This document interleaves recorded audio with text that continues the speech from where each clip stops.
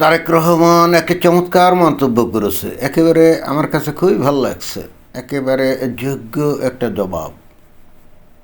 সেটা হলো কি যে তারেক রহমান বলছে যে জনগণের আস্থা অর্জনই ইলেকশন ইঞ্জিনিয়ারিং।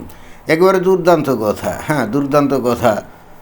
কারণ হচ্ছে এই যে ভূমিধ্বস বিজয় অর্জন করলো যে বিএনপি, তাই না? তো যখন ইলেকশন যখন চলছিল, এই জামাতের লোকজন, এনসিপির লোকজন বা বিএনপির লোকজন সবাই কিন্তু বলছে যে ইলেকশন একেবারে সুষ্ঠুভাবে হচ্ছে, কোনো রকম কোনো কারচুপি নাই, যার ভোট সে গিয়েই কিন্তু ভোট দিচ্ছে, এরকমই। এমনকি ভোট যখন শেষ হয়ে গেছে তখনও কিন্তু কেউ কোনো অভিযোগ করে নাই যে ভোটে কোনো কারচুপি হচ্ছে। বরং আগের রাতে নাকি বিভিন্ন কেন্দ্রে ওই যে ভোট ব্যালট বাক্সের মধ্যে নাকি সিলটিল পিটিয়ে ঢুকানো হয়েছিল, এবং এদের অধিকাংশ ক্ষেত্রেই দেখা যায় যে সেগুলো বস্তুত জামাত ইসলামীর কাণ্ড। অর্থাৎ জামাত ইসলামীর পক্ষেই কিন্তু যে ভোট টোট দিয়ে ব্যালট বাক্সে ঢুকানো হয়েছিল, এবং ওই ক্ষেত্রে বিএনপির লোকজনের তেমন একটা কোনো সম্পৃক্ততা আমরা শুনি নাই। এবং একই সঙ্গে আমরা ইলেকশনের আগের রাত বা তার আগের রাতে এই অনেকগুলো লোককে আমরা দেখেছি যে গ্রেপ্তার করা হয়েছে, বা সাংবাদিকরা ধরছে, বা লোকজন ধরছে যে তারা টাকা নিয়ে পকেটে, লক্ষ লক্ষ টাকা নিয়ে পকেটে, তারপরে তারা লোকালয়ে গিয়ে নাকি ভোট কিনছিল। এবং সেই ক্ষেত্রেও দেখা গেছে যে জামাতের লোকজনই ওই সমস্ত কর্মকাণ্ডের সাথে যুক্ত।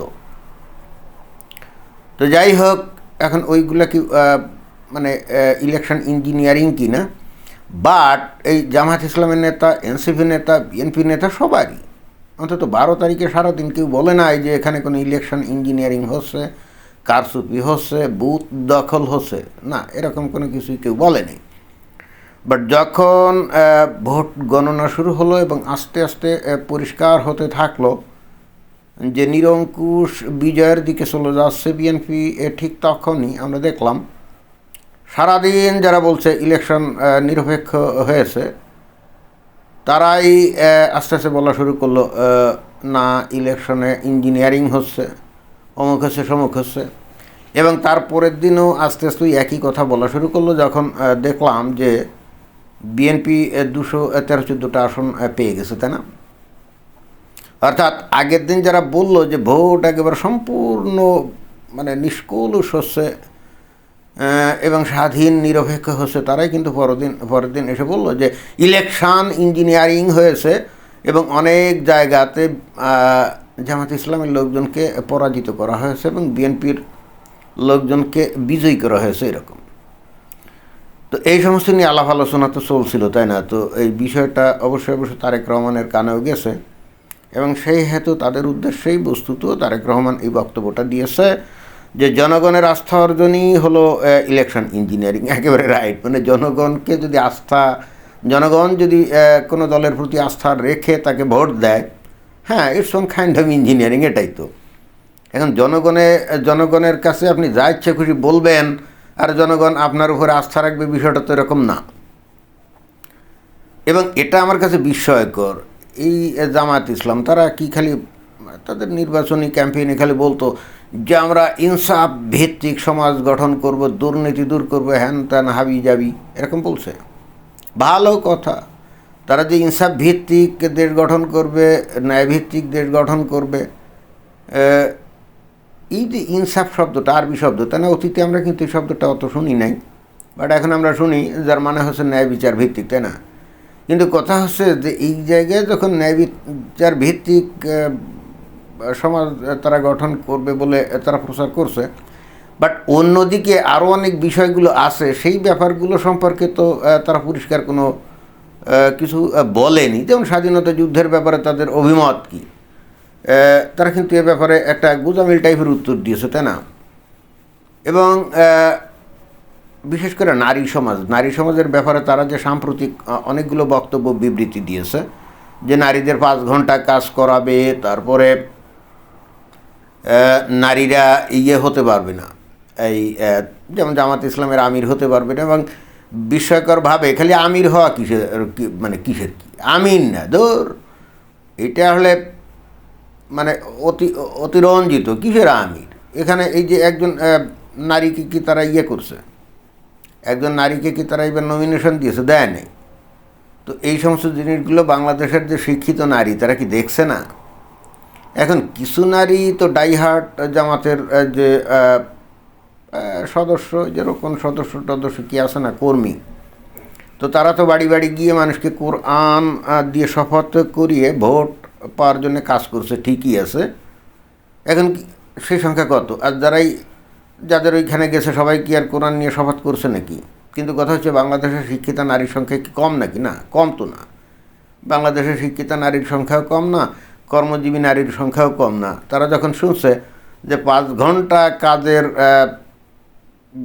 কাজের ইয়ে করবে, বাস্তবায়ন করবে যে জামাত ইসলাম, তখনই কিন্তু তারা বুঝে গেছে এটা হলো শুভঙ্করীর ফাঁক। সেটা হলো 5 ঘন্টা কাজ করলে পরে যে, মানে সবাই তো আর সরকারি চাকরি করে না। সিংহভাগ চাকরি, 100টা চাকরির মধ্যে হয়তো 5টা চাকরি সরকারি, বাট বাকি 95টা চাকরি তো বেসরকারি, তাই না? তো সরকারি অফিসে নাইলে 5 ঘন্টা চাকরি করলে পুরো বেতন পাইল, কিন্তু বেসরকারি অফিসে 5 ঘন্টা চাকরি করলে যে পুরো বেতন পাবে না, এটা তো নারীরা খুব কমন সেন্স দিয়েই বুঝতে পারছে।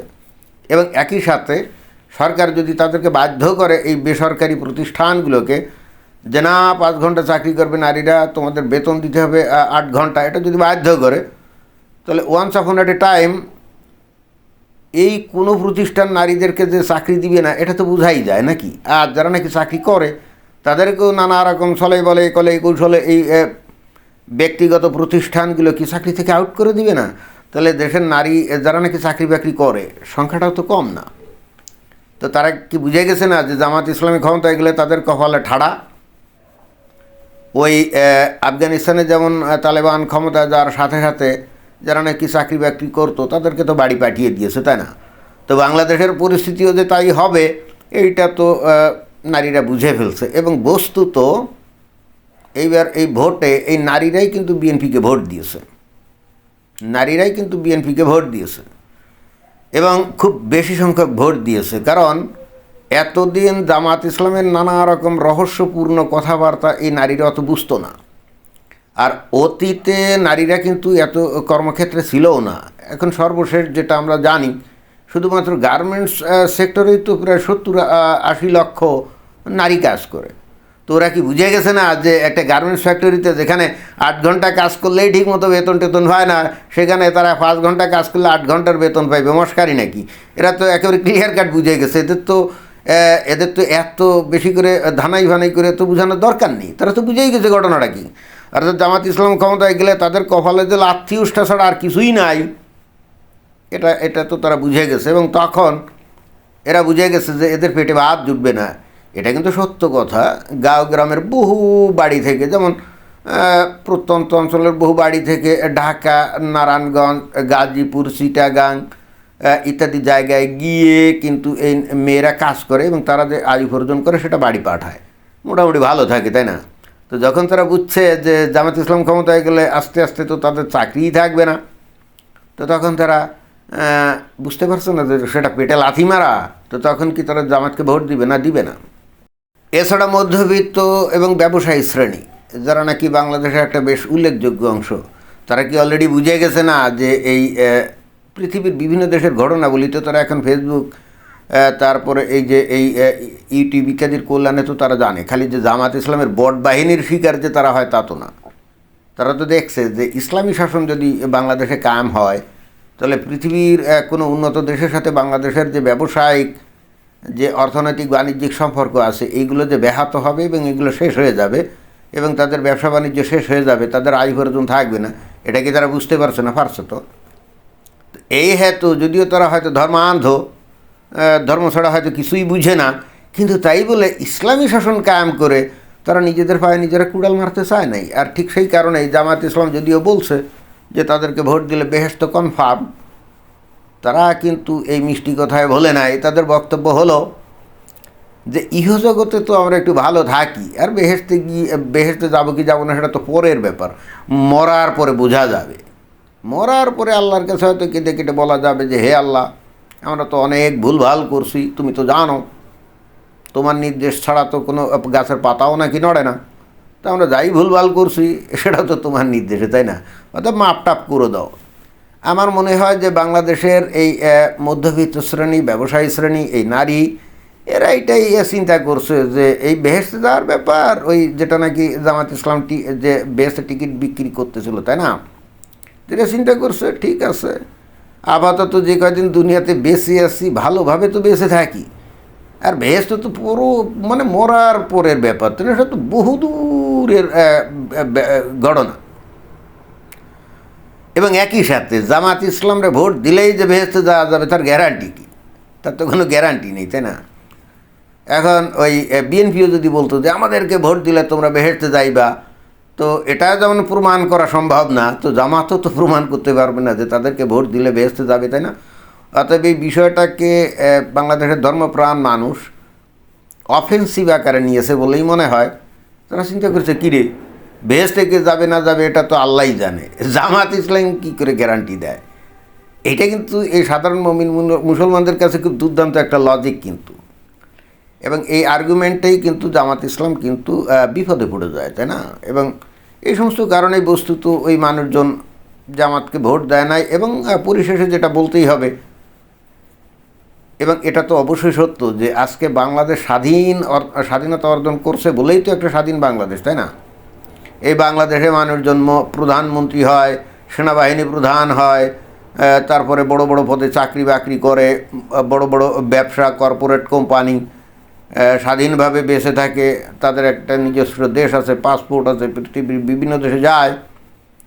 জামাত ইসলামের যে ফরেন পলিসি যেটা দেখা যায়, তাতে মানুষের মনে সন্দেহ তৈরি হয়েছে যে জামাত ইসলাম যদি বাংলাদেশে ক্ষমতায় আসে, না জানি কোনো একদিন হয়তো পাকিস্তানের সাথেই মিলে যাবে। তো তাহলে আর 71 সালে এই যে লক্ষ লক্ষ লোক মারা গেল, কী কারণে মারা গেল?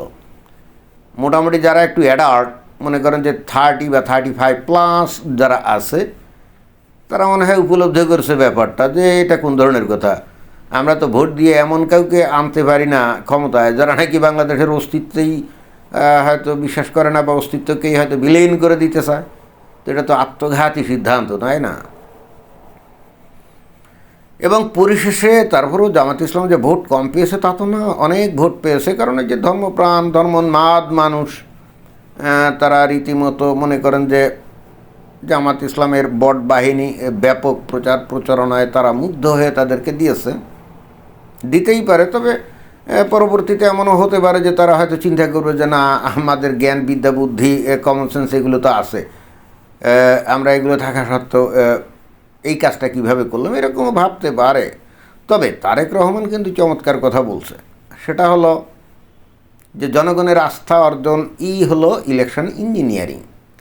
এবং সেই ইলেকশন ইঞ্জিনিয়ারিংয়ে এই জামাত ইসলাম পারে নাই, আসলে জনগণের আস্থা অর্জন করতে পারে নাই। কারণ তাদের ওই বেহেশতের টিকিট বিক্রিটা সাধারণ মুমিন মুসলমানরা ভালোভাবে নেয় নাই। আর বিশেষ করে যে নারীদের কথা তো বললাম, তারা আখেরে তাদের পরিস্থিতি খুবই খারাপ হবে এই চিন্তা করেই বস্তুত তারা জামাতকে ভোট দেয় নাই। তো এটাই ছিল বক্তব্য। ধন্যবাদ।